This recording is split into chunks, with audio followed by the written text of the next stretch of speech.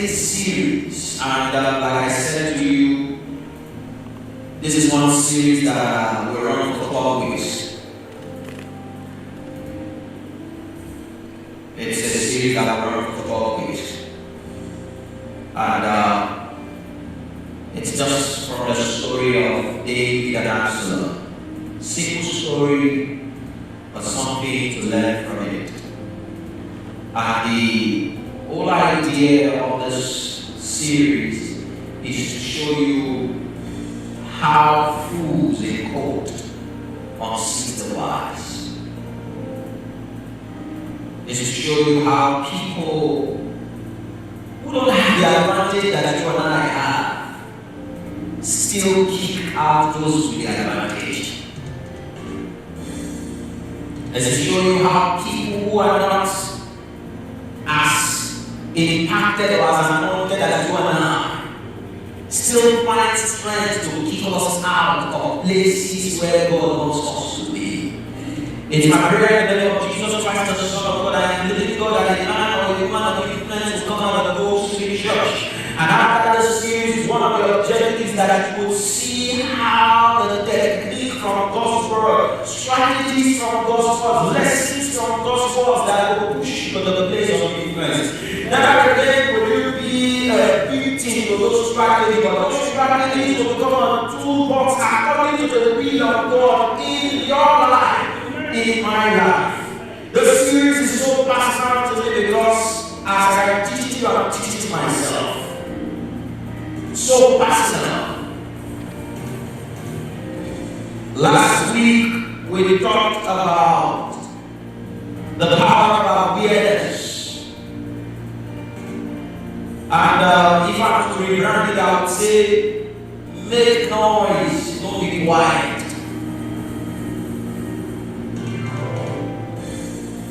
Because sometimes I'm just recapping from last week, we classify being quiet as being spiritual.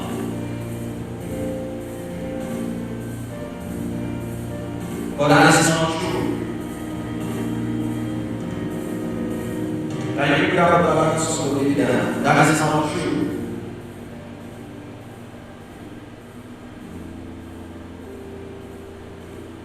And I'm just recapping for those of you who may be joining online who did not get the first part, because it's going to be 12 different strategies from that story.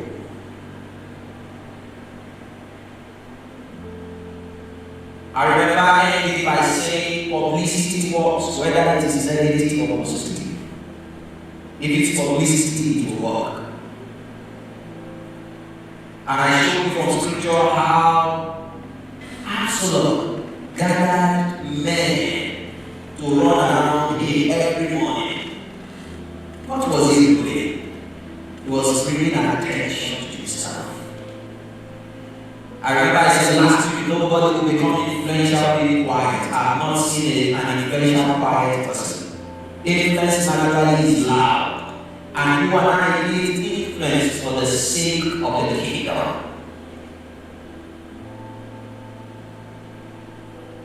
And today, we'll be looking at the second strategy from that scripture. And the second strategy I saw from that scripture was that Absalom started early, start early. I know, seeing the word start early, someone is saying, Pastor, you know how old I am, how do I start early? Don't worry, I'm not going to get pastor. Everyone is included in this message. Whether you are 80, 70, 60, 50, 20, 10, 5, 2, you can still start early. I want you to shout it to your neighbor that is close to you or that is far to you. Tell them, start early, start early, start early, start early. Start early. Yes. So don't shut down on me, especially the seniors here. Don't shut down on me, Pastor here. The message is for all of us. Start early. Somebody has to be our seniors here.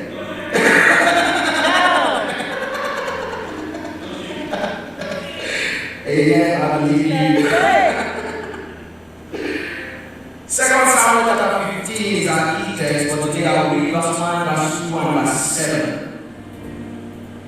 2 Samuel 15, verse 1, verse 2, and verse 7. Is that the right scripture? Is it First Samuel or Second Samuel?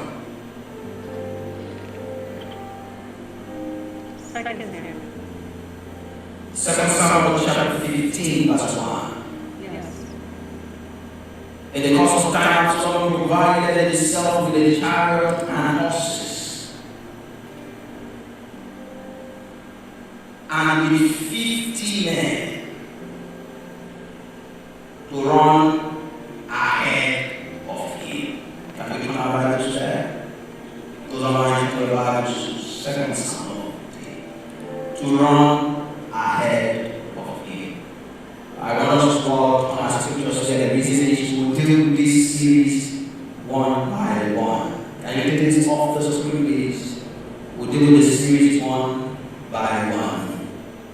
In the course of time, Absalom provided himself with a chariot and horses and 50 men. Remember what I said last week?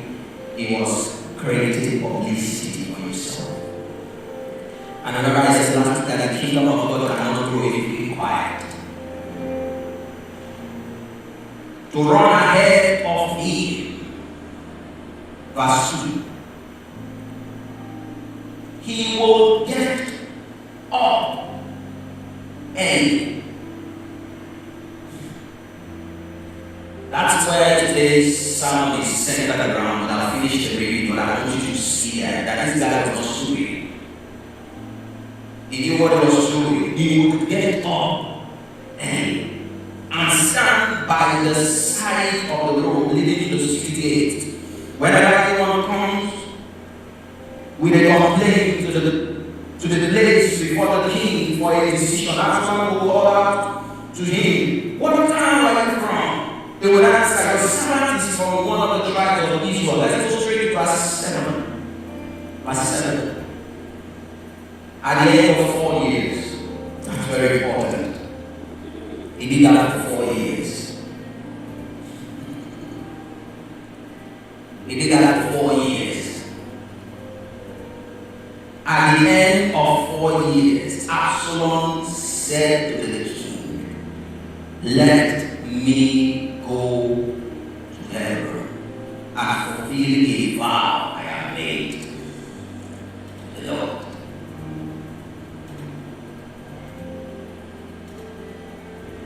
Today I will break this down into 3 main divisions. The power of long-term planning,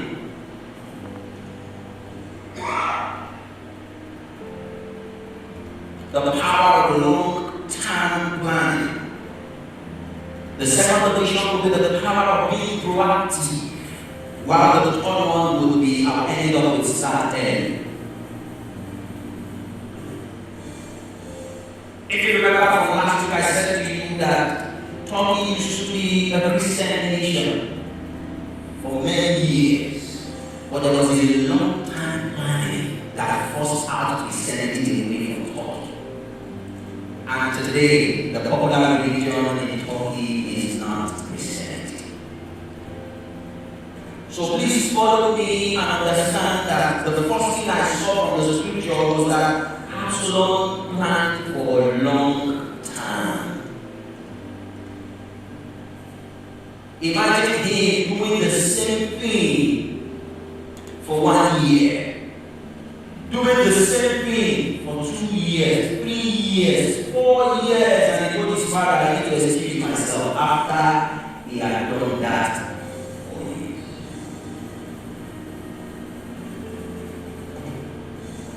Those who want to unseat you and I, they did not start planning today. Those who want to unseat the kingdom of God in the life of your children and my children did not start planning today. If I'm talking about how fools unseat the Christ, it covers a lot of spectrum, it covers the area of how your children and my children will be influenced by the tenets of the enemy to push them away from the foundation that the Lord has used you and I to put in their life.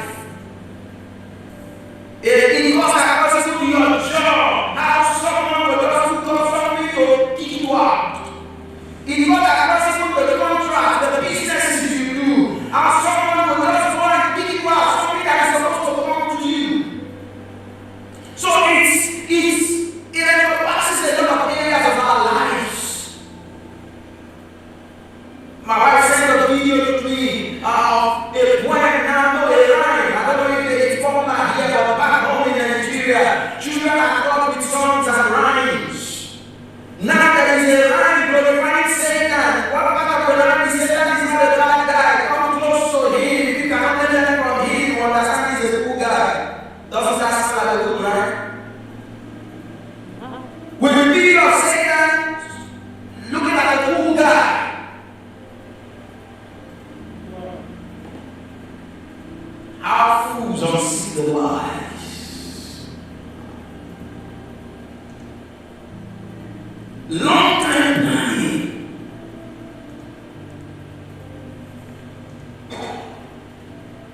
Those who want to keep your hand off, those who want to keep the kingdom of God off, always put up a structure over a long period of time.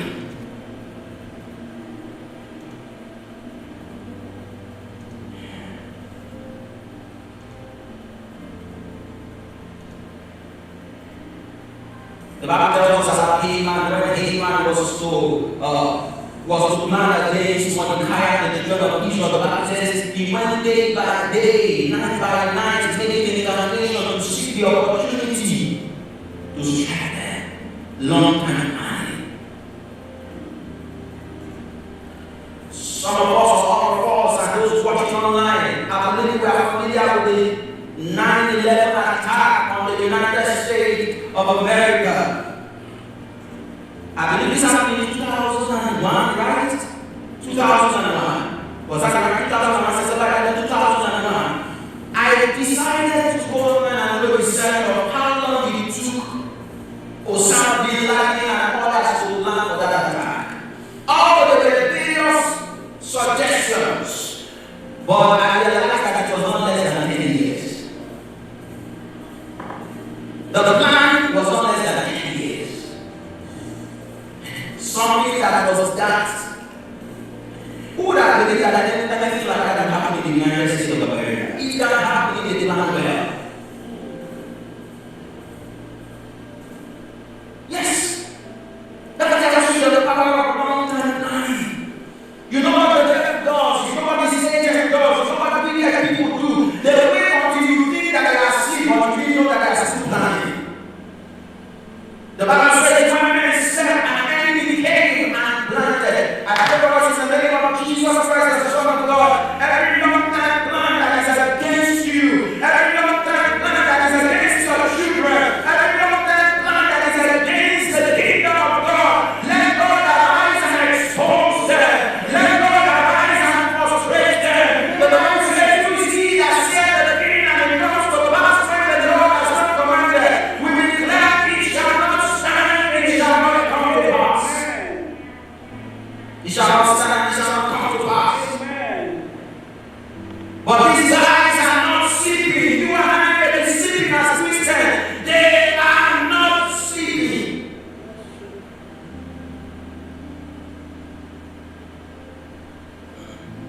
I was privileged to travel to a state that one of our persons there, who would travel with, was to see a politician. He's in there since morning. Thinking that he was going to see a politician early in the morning. He was there 7 a.m. They kept him in a hotel.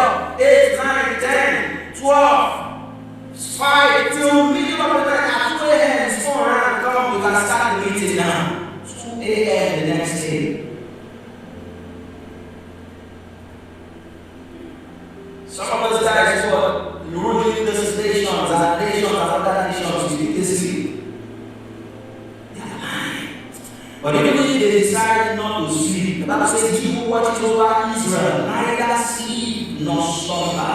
In the name of Jesus Christ, the Son of God, the evil that they plan in the secret, my God will expose it in the open. Amen. Let's learn from Jesus. Jesus was 30 years old when he started his ministry. I believe that Jesus was fully God and fully man, even from conception. I believe. And the scripture says that, because you remember when he was being carried in the stomach and Mary was to see Elizabeth, and when they got there, he leaped for joy. The thief called one to the thief. Just what was inside of him, he saw what was inside of Elizabeth, and they reacted because of the Spirit of God being hold of them. But if he was fully God and fully man from childhood, he waited 30 years. What was he doing? How did I know that he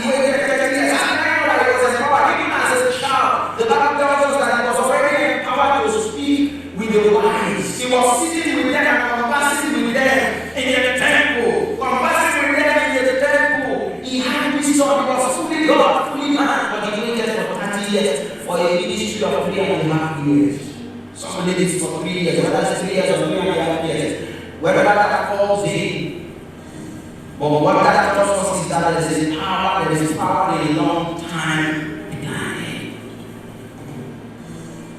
Sometimes it doesn't want to come out and want to defeat the devil, and we think it works that way. No. There is power in a long time planning. There is power in a long time planning. The devil is a strategist. I don't think that guy is foolish. I'm not verifying, but I'm telling you that you and I will be deceiving ourselves thinking he doesn't have strategies. And one of his strategies is that he will live forever and come back again. He will live forever. He's never tired of living and coming back. The Bible tells us that he left Jesus for a while and came back. I pray that the name of Jesus Christ, the Son of God, if the devil keeps returning back, he will fail over your life. If the devil keeps returning back over your children, he will fail in the name of Jesus. If the devil keeps returning over your job, he will fail in the name of Jesus. If it comes every time, he will fail in the name of Jesus. Why did I know that he will fail? The Bible says we are more than conquerors. He will keep failing. He will keep failing. But he doesn't want to something that will stop coming back. But even if it keeps coming back, it will fail. Somebody declared that he will fail. Satan will fail over my life.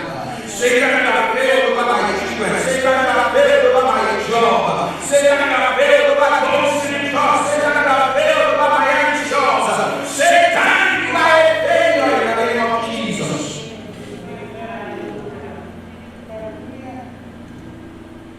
Luke 3:23 tells us that Jesus was 30 years old when he began his ministry. 30 years old. For you and I to unseat wickedness. For you and I to unseat bad governance. For you and I to unseat bad leadership. A long-term approach is needed. Someone called me, I was in a conversation with somebody said that the person was telling me how difficult it is back home in Nigeria, that the situation is getting to us, inflation is getting to us, the fees they will buy for say $1 has increased to about $20, it is becoming difficult. And the person says, I thought that the person who is coming in had the capacity to change. I said, yes, he might have it, but we don't use the short-term plan to destroy a long-term problem. If everybody is thinking that the miracle will happen on something that has been destroyed for over 60 years, 60 days, you are joking. I'm not saying God cannot work in a mysterious way, he can work, but in the system of men, in the structure of men, you know God is a certain structure. He doesn't interfere in the structure of men, except he used to. But for you to break that satanic structure, especially with governance and leadership and ethics in your job, ethics whatever you want, you need long-term approach. Don't think that you just look at government in the name of Jesus Christ, the Son of God, you will change now. You think they will fall down and they will change and things will change. No, you need a long-term approach to that problem. Part of the long-term approach might be that you need to give them the word. Let them know that you stand for the kingdom. Anytime they see you, they know that this is what represents the kingdom. Someday, one person will join you who looks like you. Another person will join you who looks like you. And before you know it, you keep multiplying in that office. You keep multiplying in that sector. And before you know it, you will take over that sector. That was the same multiplication of the when I was researching how God became. When all of being a Christian nation, it was a long-time planning, and they kept multiplying to the big level they had. Is there a lesson to learn from them? Yes. Long-term plan.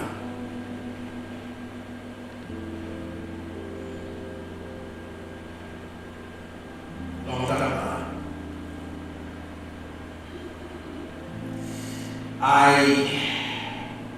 I'll say this as I say it all. Listen to me very carefully. Listen to me very carefully. I say it all humility. And you know it's from my heart.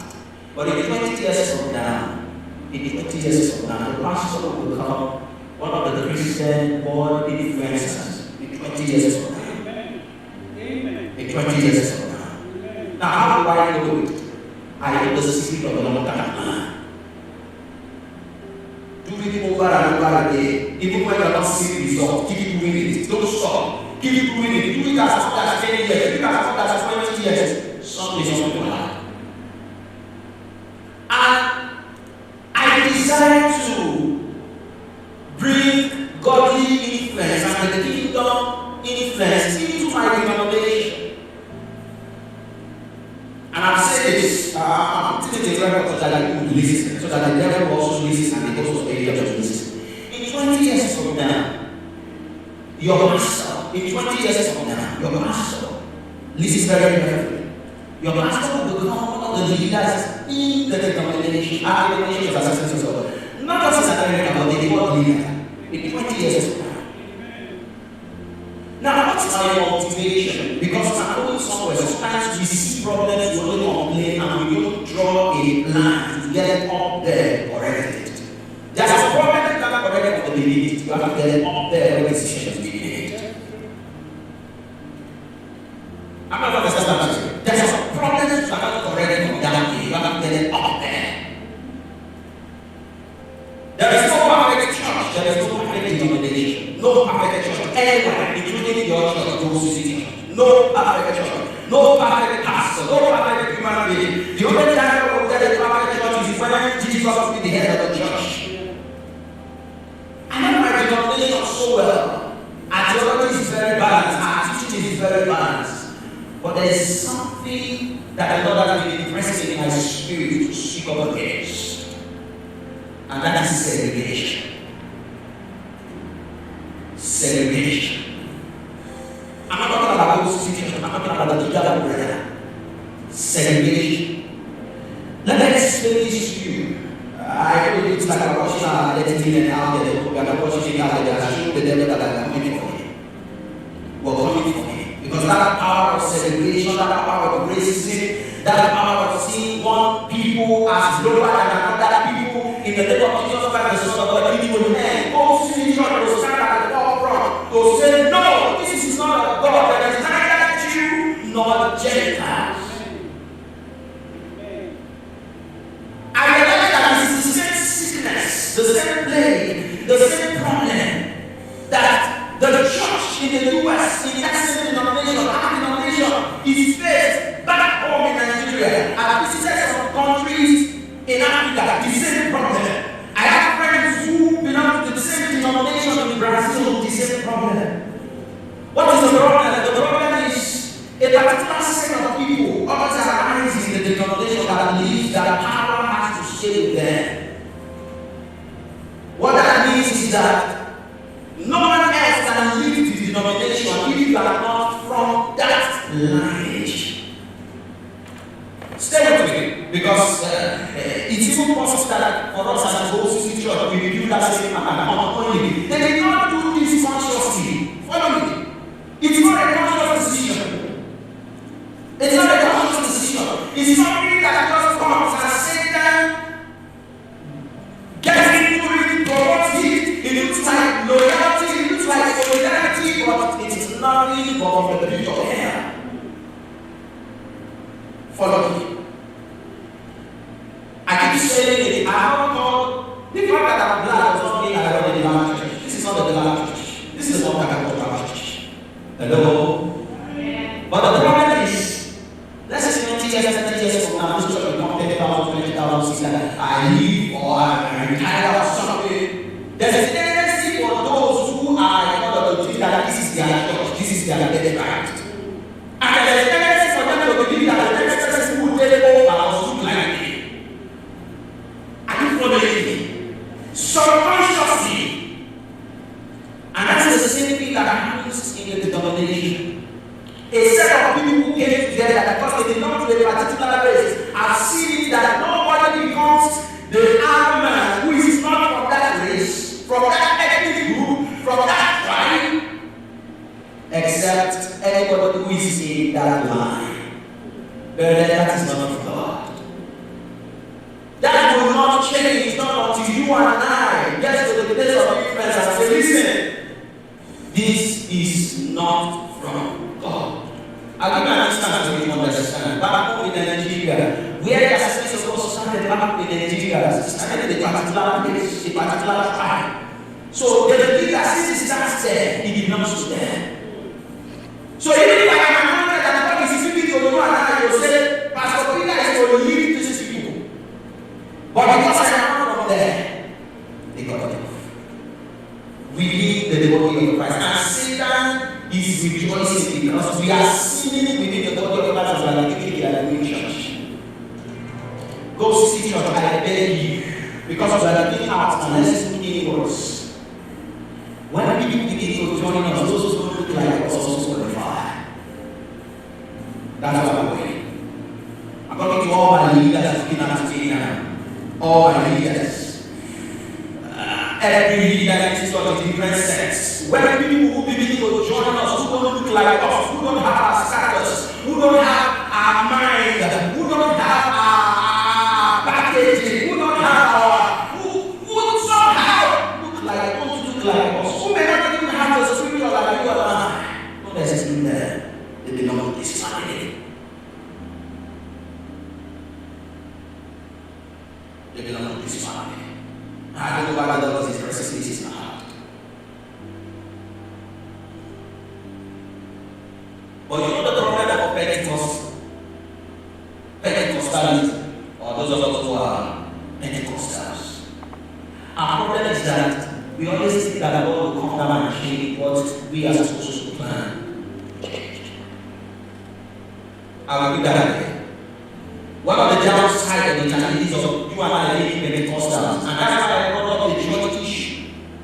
Why that issue has stayed for so long is that those who have seen it are moving up in about it, they are afraid.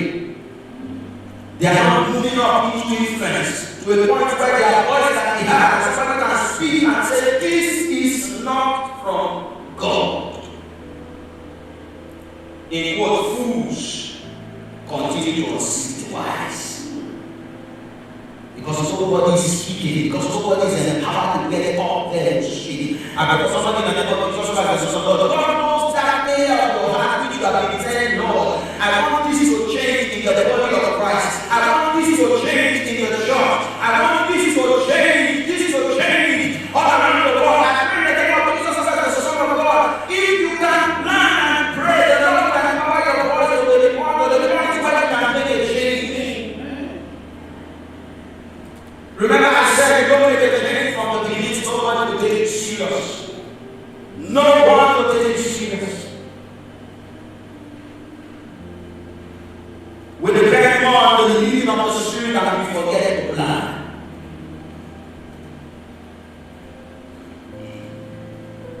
There's a thing God will not tell you to do, which you have to do.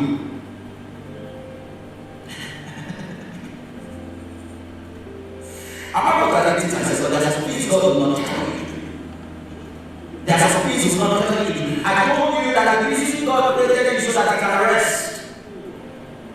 There's some of you, God will empower you to the point where God knows that everything you do is for His will. That's why the man that can say, by my God, there shall be no rain. If you always wait until God tells you, you will miss the opportunity for long time. I'm not saying you should not be led by the Spirit. That's not my point. Listen, my point is this. I love this scripture so well. I use this scripture for my family and also around me. Luke chapter 19, verse 3. It's a popular scripture. Occupy till I come. It was a parable of a businessman who invested and said, occupy, use this finance till I come. What does that mean? It means that keep doing something till God comes. Keep bringing the kingdom till He comes. I know sometimes you don't spiritualize it alone for the kingdom assignment. Yes, that is good.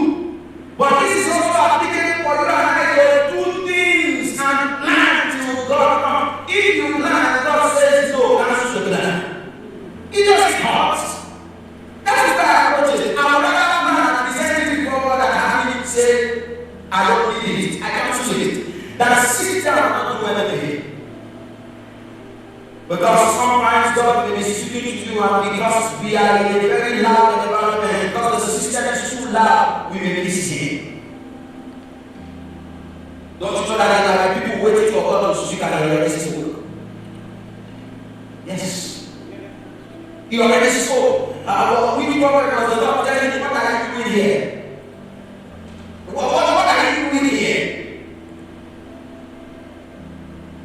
I pray for you in the name of Jesus Christ. You will not be waiting while you are supposed to be on the move.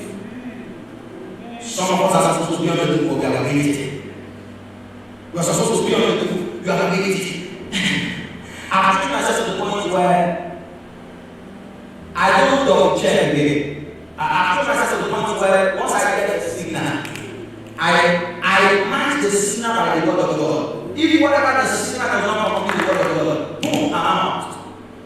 That's what I want. That's my measure of whatever I'm receiving by the word of God. There are things Satan will not tell you to do. Satan will not tell you to go into souls. Will Satan tell you to go into souls? Satan will not tell you to get into person. He will not. He will not tell you. But one thing I know is that when you begin to give yourself to the point where you can make plans on behalf of your father, how many of you love children who can think before they even think? Parents, tell me, you don't love children like that. Tell me you don't love children like you already running there, you're already Gina is supposed to be set at 7 and the child is already in the kitchen, already taking things about it at 9 and running it at 8. Did you ask the child to make the dinner? No. But because that child knew that this is what should be, that child was running to pray about you. This is what should be. Stop waiting on God while He's waiting for you. I'll repeat that again. Stop waiting on God while He's waiting for you. God is waiting for some of us to make moves. Stop waiting on God. He's waiting on you. The world is going back and some of us are still waiting. Make a move for the kingdom. You cannot be wrong making the move to expand the kingdom of God. You cannot be wrong. If it's a move for the expansion of the kingdom, you cannot be wrong. You cannot overdo it. Can you overdo so many? No, you cannot be wrong making the move for the kingdom of God. If it's not selfish, if it's for the kingdom, you cannot be wrong. But if it's for selfish reasons, then you may be wrong. But if it's for the kingdom, you cannot be wrong. My spirit is that I put the kingdom of God first, everything else follows. Put God's kingdom first, everything else follows, and it has worked, it will continue to work. So, why is right now? And you know the story of the wise virgins and the foolish virgins. It's a story of long time. Somehow, I got the exposed that story in children department. God bless the children department. All Bible stories, I learned all the things. Talk about how I all of these stories. I learned it from children church. Children church. How many are the relation of the stories? Every story. You cannot be in a children church. In art revelation, was telling me about the curriculum and all of that. There is no way to be in the church of this church for 5 years and not talk about all the Bible stories. No way. You know what that does? When you become mature, it helps you to transfer those stories to revelation. So when I'm talking about a particular subject, it's easy for me to just speak and say, which story did they teach me by the children department that fits this? So the story of the virgins was a story of planning.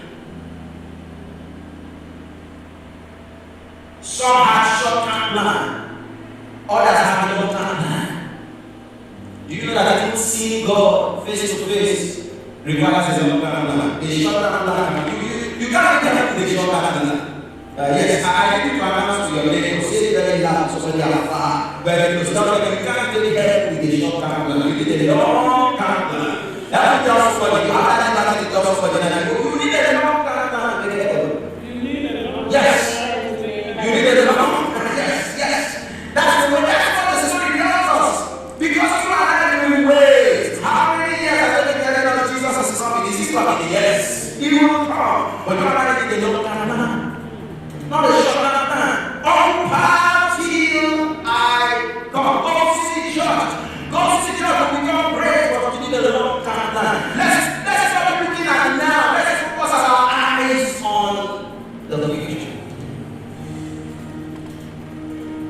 organize the long term plan.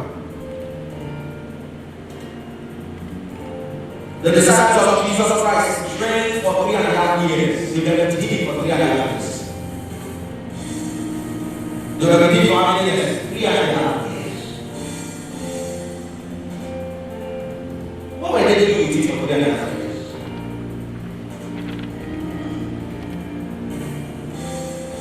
To get to the place of influence, there is a need for training. That's why when I look at the news of the city of Canada, you know why? I'm seeing training people stand here. Yes, I'm happy. I'm very, very happy because of the training that you have. Don't think you wasted money training. Some of us are still Bible colleges. Some of us are still in Bible colleges. Don't think you wasted money. You didn't waste money. You didn't waste money. There is a place for long term that is part of the plan. We didn't go for those training so that we get titles. No, we went for those training so that we can get killed for the kingdom of God. Let us listen to our hands as us thank you, Lord Jesus. Thank you for the investment in my life. The investment is my life. The investment is my life. The investment is my life. The ones I did do not know me. The ones I did even when I was too sure something was getting into me. Thank the Lord. Lord, thank you. Lord, thank you. Lord, thank you. Lord, thank you. Lift up your voice and thank you.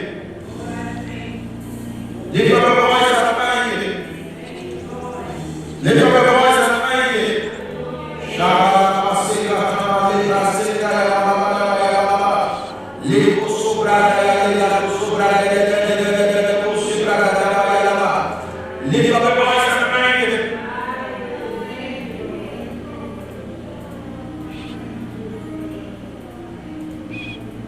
Let me show us something. There is a thing for us to learn.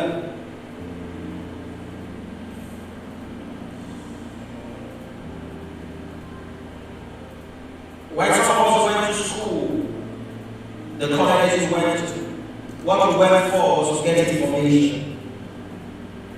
Now, when you sit under the mentor, the coach, the pastor, a leader, what you are learning at that point is imitation.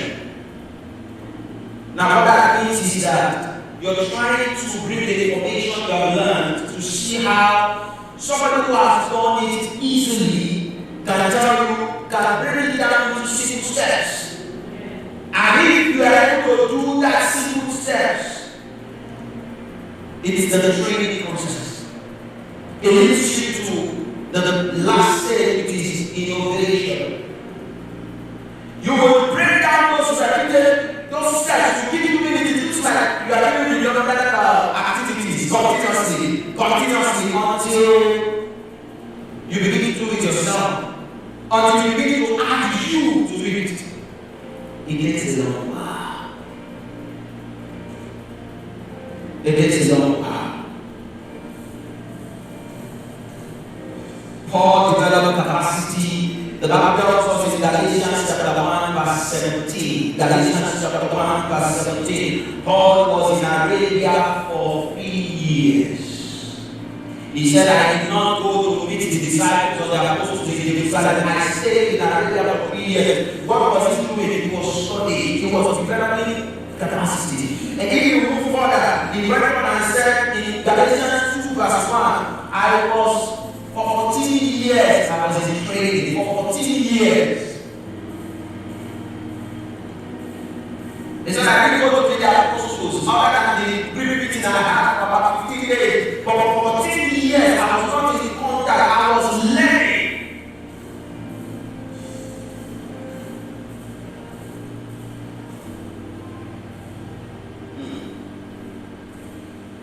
Planning sometimes may involve isolation.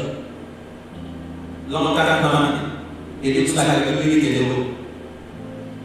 Yeah. It looks like you're doing it alone. I remember Jesus tells us in Luke 24:22.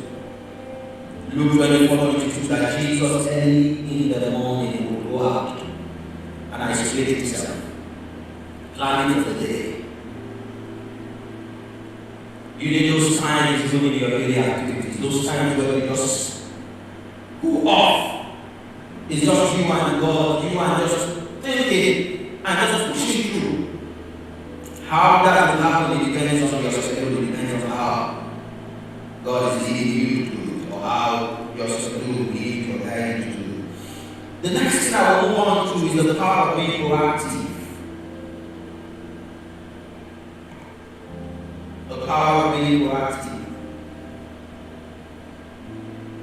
Do you know that Absalom started early and David did not stop him? Absalom was proactive, but David was not proactive. Leaders who are listening to me, let's be proactive.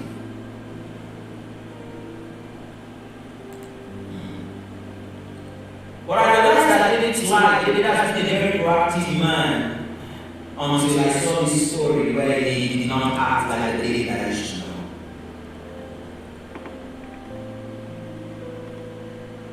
Someone said the serpent that you did not kill in Genesis will become the dragon in Revelation. I'll repeat that again. The serpent that you did not kill in Genesis will become a dragon in Revelation.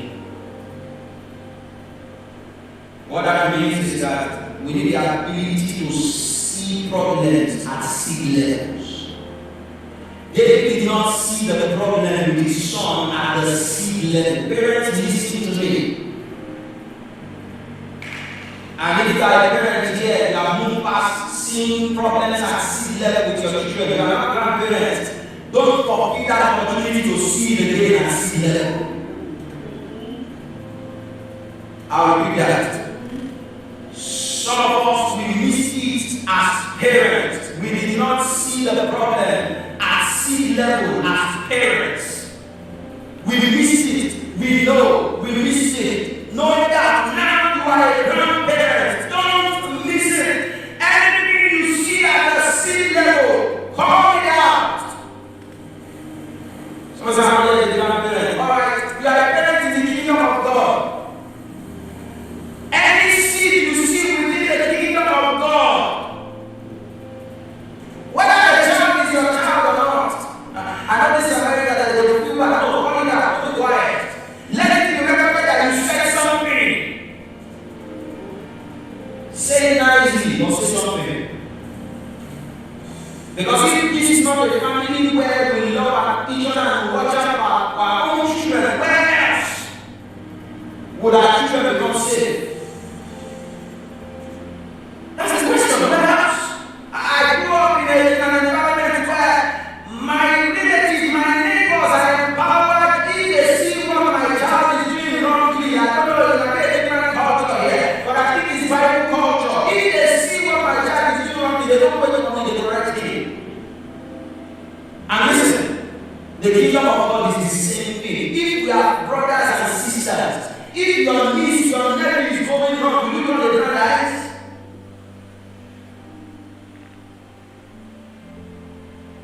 These seeds are everywhere, but sometimes we don't get bad eyes, and the devil is reigning in the lives of those children. I'm not saying that when you speak, they will be here. They may not be here, but they will carry the voice. You never can tell the voice that will save that child in that time. That child will remember that somebody said, there is a way that seems right, but the end is destruction. That might be the only voice that will react with the life of that child.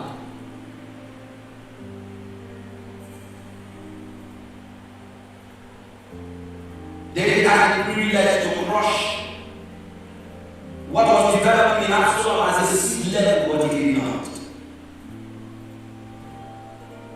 I pray for parents in the name of Jesus Christ, the Son of God. You and I will not miss the privilege to crush down the seed of wickedness in the life of our children. We will not be blind. We will not be blind in the name of Jesus. And I will pray for parents who have become grandparents. The things you do not catch with your children, your eyes will be open to catch it with your grandchildren.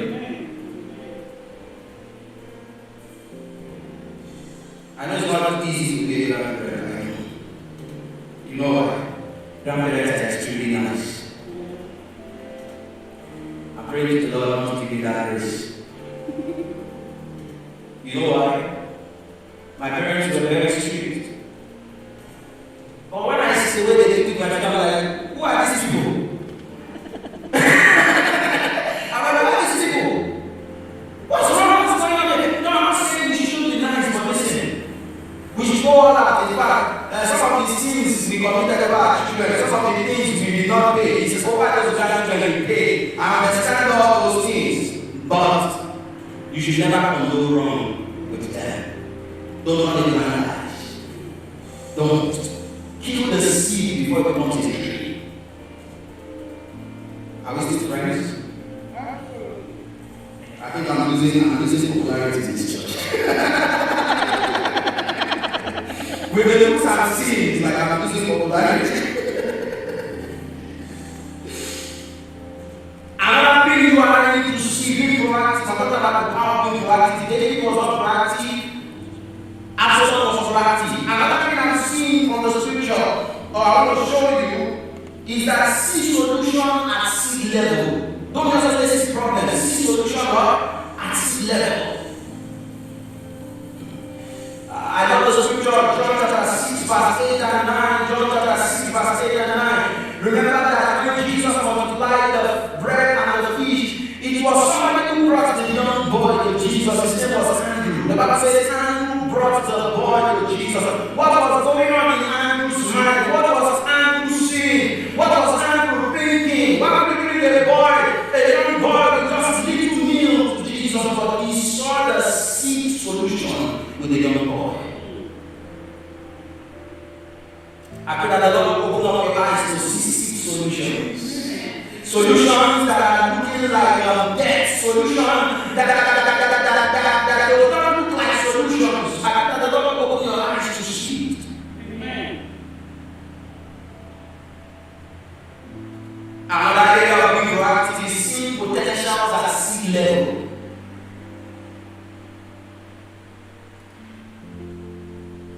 Seeing potentials at seed level. If you and I don't see wickedness, our eyes must be open to see potentials at seed level. People don't naturally celebrate people who are struggling. As far as the world is concerned, those who see church is not yet a church. But thank God that you and I are seeing potentials at seed level. As far as the world is concerned, there is no potential person coming out of those who wait just for time. The Lord has empowered us to see potentials at seed level. First Samuel chapter 23, verse 17. First Samuel 23, 17. The story of Jonathan and David. Jonathan saw David as a king, even while his life was at stake.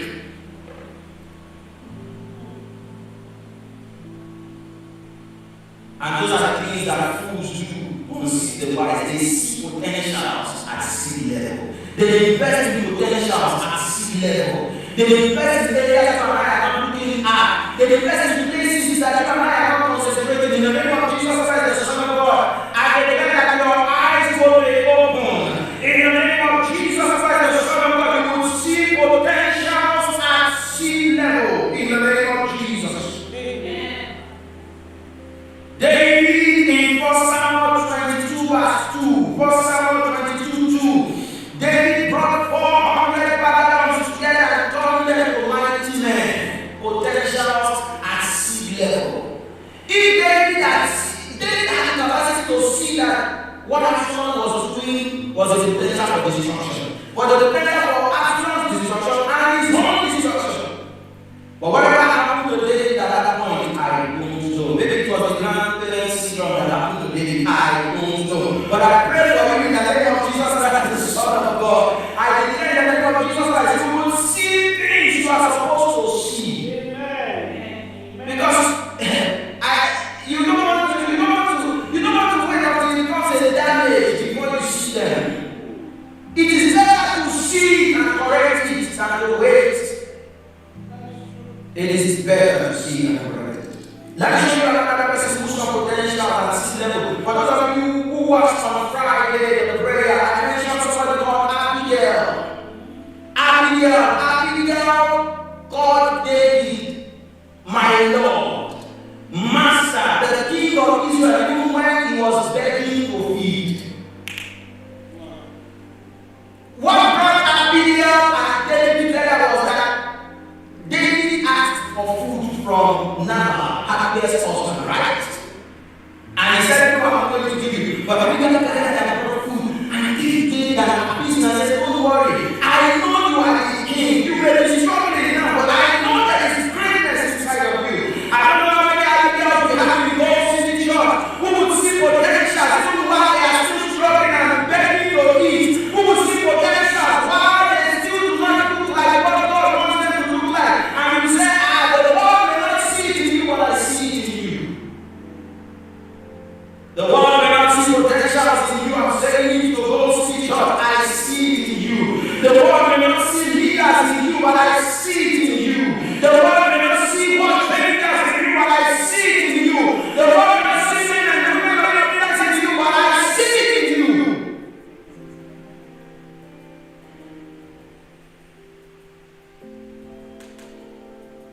Finally, start again. I remember just yesterday for a very wonderful party, and get to the group of friends. And one of them said something very profound. After she introduced herself, I said, "My pastor," I've been hearing quite a bit about what she said. But you say, "You go to your phone and say, my pastor." And I said, "Well, I said,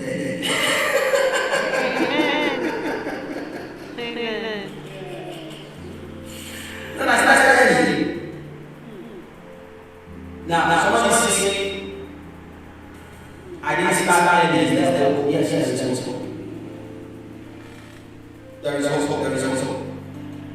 The Bible tells us in Joshua chapter 14, verse 7, verse 10, verse 12, Joshua 14, verse 7, verse 10, verse 12, this about Caleb was 85 years old. Caleb said in Joshua chapter 14, verse 7, I was 14 years old when I and Joshua were asked by Moses. I was 14 years old. 14 years old is not the dream. 14 years old is not the promises. But he did not manifest after 5 years. He was 85. At 85, he went to Joshua and said, give me this money. I will fight.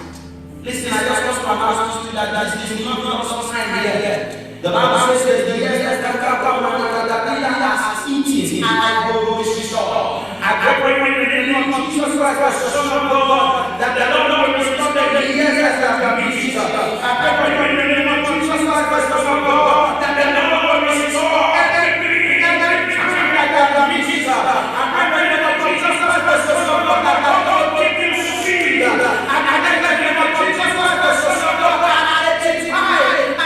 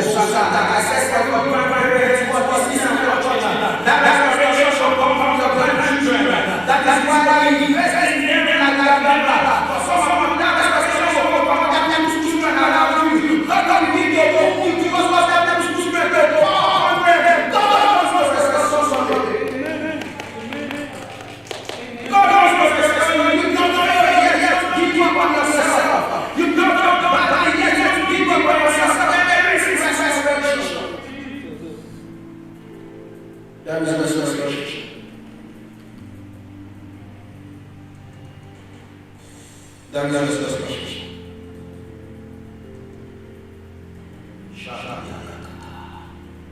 Lord, Lord, I thank you for your word. We thank you for the power of your word. We thank you for the grace in those who speak. I pray for everyone here in the name of Jesus Christ. As you step out from this week, you are blessed. I declare the name of Jesus Christ, the Son of God. Your set time to begin is now. It's now. It's now. It's now. Don't miss God. It's now. It's now. It's now. It's now. If God can restore it is now. It is now. It is now. As the Lord give declare their direction, as the boldness put it in structures, the boldness of our piety is the boldness of that suffering and the seed in the name of Jesus. Thank you, Father. Never again for fools and sincere wise goes to church. Never again.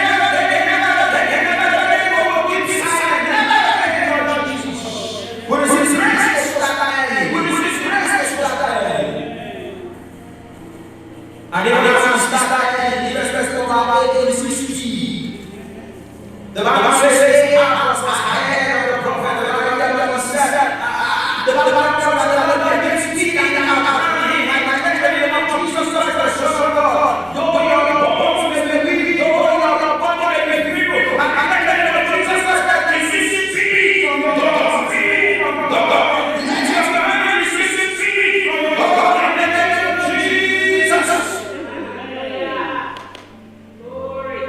Thank you, Father.